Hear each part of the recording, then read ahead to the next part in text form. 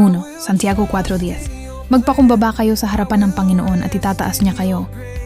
Paalala, kapag nagpapakumbaba tayo, ang Diyos mismo ang mag-aangat sa atin sa tamang panahon.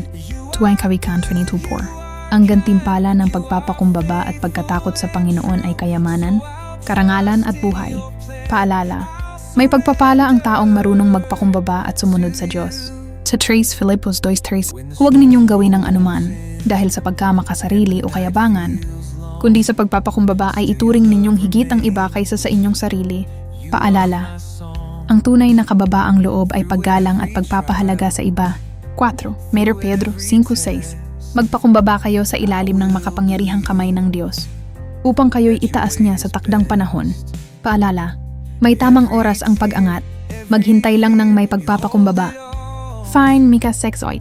Ang hinihingi ng Panginoon sa iyo ay gumawa ng matuwid, magmahal ng awa, at lumakad na mapagpakumbaba kasama ng iyong Diyos.